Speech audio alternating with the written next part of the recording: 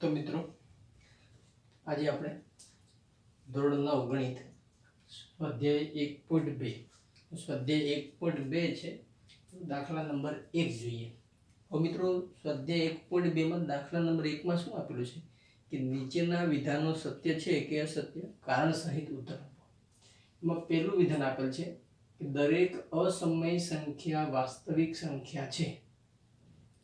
જો સત્ય હોય તો સત્ય, असत्य हो तो असत्य कारण आपो।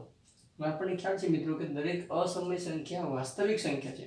तो वास्तविक संख्या एटले आपणे संख्या रेखा दौरीए એટલે કે સંખ્યા રેખા દોરીએ એટલે કે આપણી સંખ્યા રેખા જે છે તેને આપણે વાસ્તવિક સંખ્યા કહીએ। સંખ્યા રેખા પર 0 આવશે, ધન આવશે, ઋણ આવશે, આ બધી સંખ્યા લખીએ તો આવશે -1 -2 આ થઈ વાસ્તવિક સંખ્યા રેખા। હવે આપણે શું કીધું છે દરેક અસમય સંખ્યા વાસ્તવિક સંખ્યા છે તો આપણે આગળ જોયું તેમ આગળના લેક્ચરમાં કે √2 છે, √3 છે, √5 લંબાઈનો રેખાખંડ અથવા √2 √3 √5 ને આપણે સંખ્યા રેખા પર દર્શાવ્યા આગળના લેક્ચરમાં જોયું। તો √2 છે એટલે 1.41 આપણે ખ્યાલ છે √2 છે તો √2 ની કિંમત એપ્રોક્સિમેટલી 1.41 આવશે। એટલે આ સંખ્યા છે આપણે આગળના લેક્ચરમાં જોઈએ કે 1 અને 2 ની વચ્ચે આવશે। તો આપણને ખ્યાલ છે કે અસમય સંખ્યા હોવા છતાં પણ તેને આપણે સંખ્યા રેખા પર દર્શાવી શકીએ છીએ। માટે કહી શકાય કે દરેક અસમય સંખ્યા એ સંખ્યા રેખા પર દર્શાવાતી હોવાથી તે વાસ્તવિક છે। કેમ તો કે આપણે સંખ્યા રેખા છે એને આપણે શું કહીએ છીએ વાસ્તવિક સંખ્યા રેખા, બરાબર છે। એટલે કે રિયલ લાઈફની અંદર ઉપયોગ થતી હોય તેવી બધી સંખ્યાઓ જે છે તેને આપણે વાસ્તવિક સંખ્યાઓ કહીએ। આમ વાસ્તવિક संख्या समय और असमय संख्या थी बने। હવે આપણે એક ઉદાહરણ લઈએ કે ધારો કે કાટકોણ ત્રિકોણ લઈએ તેની એક બાજુ જે છે એ 1 એકમ છે, બીજી બાજુ પણ 1 એકમ છે તો એનો કર્ણ છે એ √2 એકમ થશે કારણ કે પાયથાગોરસ પ્રમેય એક બાજુનો વર્ગ પ્લસ બીજી બાજુનો વર્ગ બરાબર કર્ણનો વર્ગ એટલે આ થશે 2 બરાબર કર્ણનો વર્ગ मारे कर्ण थशे √2 थशे। आम एवो काटकोण त्रिकोण लईए कि जेनी बे बाजुओ छे એટલે કે समद्विभुज काटकोण त्रिकोण लईए कि जेनी बंने बाजु 1 एकम होय तो एनो कर्णनी लंबाई छे √2 एकम थाय। आम आ व्यवहारिक जीवननो कोडो थयो माटे √2 जे छे ए वास्तविक जीवननो उपयोगी छे माटे तेने आपणे वास्तविक संख्या कहीए छीए। आम कही शकाय कि दरेक असमय संख्या ए वास्तविक संख्या छे ज कारण के આગળના લેક્ચરમાં જોયું કે √2 છે, √3 છે, √5 છે એને આપણે સંખ્યા રેખા પર दर्शावी सकीए અને સંખ્યા રેખા પર દર્શાવાતી હોય તેવી સંખ્યાને આપણે શું નામ આપીએ મિત્રો વાસ્તવિક સંખ્યા। આમ દરેક અસમય સંખ્યા એ વાસ્તવિક સંખ્યા તો છે જ અને આપણને ખ્યાલ છે મિત્રો કે વાસ્તવિક સંખ્યા ગણ છે એ સમય અને અસમય બંને સાથે મળીને જ બને છે, બરાબર છે। ત્યાર પછી બીજું છે મિત્રો, હવે બીજું છે એમાં શું કીધેલું છે કે સંખ્યા રેખા પરનું દરેક બિંદુ કોઈ પ્રાકૃતિક સંખ્યા m માટે √m પ્રકારનું હોય। समझ न पड़ी फरीथी જોઈએ संख्या रेखा परનું દરેક બિંદુ ધારો કે સંખ્યા રેખા લઈએ વાસ્તવિક સંખ્યા રેખા આપણે નામ આપીશું વાસ્તવિક સંખ્યા રેખા। વાસ્તવિક સંખ્યા રેખા કારણ કે રિયલ લાઈફમાં ઉપયોગ થાય છે તેવી સંખ્યાઓ છે માટે તેને રિયલ નંબર કહેવાય અથવા ગુજરાતીમાં વાસ્તવિક સંખ્યા રેખા। 0 1 2 ડાબી બાજુ -1 -2 સંખ્યાઓ આપણે દર્શાવીએ છીએ। હવે આપણે શું કીધું છે કે સંખ્યા રેખા પરનું દરેક બિંદુ કોઈ પ્રાકૃતિક સંખ્યા m માટે, હવે આપણે ખ્યાલ છે દરેક બિંદુ એટલે દાખલા તરીકે આ 2 લઈએ -2 લઈએ સંખ્યા રેખા પરનું। હવે આપણે શું કહે છે કે દરેક બિંદુ એટલે દાખલા તરીકે -2 એ કોઈક પ્રાકૃતિક સંખ્યા m માટે √m પ્રકારનું હોય। આવું શક્ય નથી। કેમ દાખલા તરીકે -2 લઈએ તો -2 છે એ કોનું વર્ગમૂળ છે મિત્રો તો કે -2 છે એ કોઈ વાસ્તવિક સંખ્યાનું વર્ગમૂળ નથી અથવા કોઈ પ્રાકૃતિક સંખ્યાનું વર્ગમૂળ નથી। આપણે n માંથી એવી સંખ્યા લો કે જેનું વર્ગમૂળ છે એ આપણને -2 મળે તો એવી સંખ્યા આપણને મળશે નહીં। કેમ તો કે કોઈપણનું વર્ગમૂળ જે છે એ હંમેશા ધન જ હોય।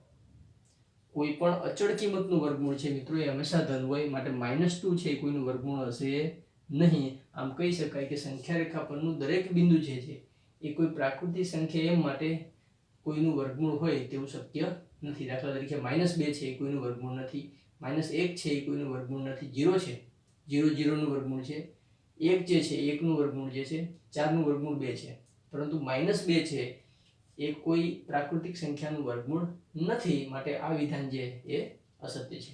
ત્યાર પછી ત્રીજો જોઈએ કે દરેક વાસ્તવિક સંખ્યા અસમય સંખ્યા છે. તો આપણે એક વાસ્તવિક સંખ્યા રેખા દોરીએ. એ વાસ્તવિક સંખ્યા રેખા પર બિંદુ આપીએ 0 1 2 -1 -2. આગળના લેક્ચરમાં જોયું કે √2 લંબાઈનો રેખાખંડ દોરી શકાય અથવા √2 બિંદુને વાસ્તવિક સંખ્યા રેખા પર દર્શાવી શકાય, આપણને ખ્યાલ છે. એટલે 1 અને 2 ની વચ્ચે √2 આવશે મિત્રો. હવે સંખ્યા રેખા પર તો અસંખ્ય બિંદુઓ આવશે, 1 પણ આવશે, 2 પણ આવશે, √2 પણ આવશે, 0 આવશે, -1 આવશે, -2 આવશે, -3 આવશે, -5 આવશે. ખ્યાલ આવ્યો? હવે આપણને શું પૂછે છે કે દરેક વાસ્તવિક સંખ્યા અસમય સંખ્યા છે.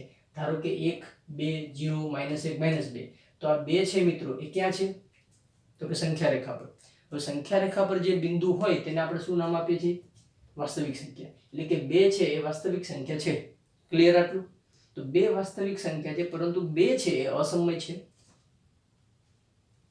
તો પાછું સમય અસમય જોવાનું. તો કે અસમય સંખ્યા એટલે કેવી સંખ્યા? તો કે પોઈન્ટ પછી દશાંશ ચિહ્ન પછી અનંત આંકડાઓ આવતા હોય અને પુનરાવર્તન ન થતું હોય. દાખલા તરીકે આ √2 છે, તો √2 છે એ આપણે લઈએ 1.412842, આ રીતના અનંત આંકડાઓ આવશે. તો આ સંખ્યાને અસમય સંખ્યા કહેવાય. પરંતુ 2 છે તેવા દશાંશ ચિહ્ન પછી કોઈ પોઈન્ટ નથી, એટલે 2 છે એ સમય સંખ્યા છે, 1 છે એ સમય સંખ્યા જે છે, 0 છે એ સમય સંખ્યા છે. માટે કહી શકાય કે વાસ્તવિક સંખ્યા એટલે કે દરેક વાસ્તવિક સંખ્યા જે છે એ અસમય હોય તે જરૂરી નથી. √2 છે એ વાસ્તવિક છે, અસમય છે, પરંતુ પ્રત્યેક સંખ્યા અસમય હોય તે જરૂરી નથી. દાખલા તરીકે 1 છે 2 છે એ બધી સમય સંખ્યાઓ છે, કારણ કે 2 છે એને હું આ રીતના લખી શકું મિત્રો, 2/1 p/q સ્વરૂપ. આપણે ભણ્યા કે જે સંખ્યાને p/q સ્વરૂપમાં લખી શકાતી હોય તે સંખ્યાને આપણે સમય સંખ્યા નામ આપીએ.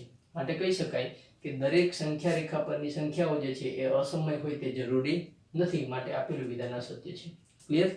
દાખલા નંબર 2, શું દરેક ધન પૂર્ણાંકનું વર્ગમૂળ અસમય સંખ્યા છે? પાછો પ્રશ્ન આવ્યો, દરેક ધન પૂર્ણાંકનું વર્ગમૂળ અસમય સંખ્યા છે? બરાબર છે? ના, દરેક ધન પૂર્ણાંકનું વર્ગમૂળ અસમય ન પણ હોય. દાખલા તરીકે આપણે 2 લઈએ, તો 2 નું વર્ગમૂળ √2 છે મિત્રો, અને √2 આપણને ખ્યાલ છે અસમય છે. 3 લઈએ, √3 અસમય છે. કેમ? તો કે પોઈન્ટ પછી તમે કેલ્ક્યુલેટરમાં √3 મેળવશો તો પોઈન્ટ પછી અનંત આંકડાઓ આવશે જે સમાન રિપીટ થતા નથી, માટે તે અસમય છે. એટલે કે પોઈન્ટ પછી અનંત આંકડાઓ હોય અને સમાન ન હોય. દાખલા તરીકે મેં આગળ પણ જણાવેલું હતું કે 100/3 એ 33.33 રિપીટ થશે, તો આને સમય કહેવાય. પરંતુ √2 છે એમાં પોઈન્ટ પછી સરખા આંકડા નથી આવતા, માટે તે અસમય છે. ક્લિયર મિત્રો? એટલે 2 છે 3 છે એનું વર્ગમૂળ જે છે એ અસમય છે, આ શરતનું પાલન થાય. પરંતુ હું 4 લો મિત્રો, તો 4 નું વર્ગમૂળ છે એ કેટલું થશે મિત્રો? 2. અને 2 છે એ સમય છે કે અસમય? તો આપણે આગળ જોયું કે 2 છે એ સમય છે.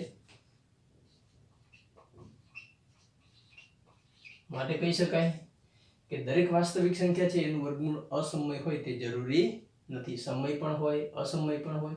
માટે આપેલું વિધાન જે છે એ ખોટું છે. એટલે કે ના, દરેક ધન પૂર્ણાંકનું વર્ગમૂળ અસમય ન પણ હોય. દાખલા તરીકે 9 લઈએ, 9 સંખ્યા છે ધન પૂર્ણાંક, એનું વર્ગમૂળ મેળવો 3 થાય, અને 3 છે એ મિત્રો કેવું છે? સમય છે. કેમ? તો કે 3 ને 3/1 એટલે કે p/q સ્વરૂપમાં લખી શકાય, માટે 3 છે એ સમય છે. આમ કહી શકાય કે દરેક ધન પૂર્ણાંકનું વર્ગમૂળ અસમય હોય તે જરૂરી નથી મિત્રો. આ થયું સ્વાધ્યાય 1.2.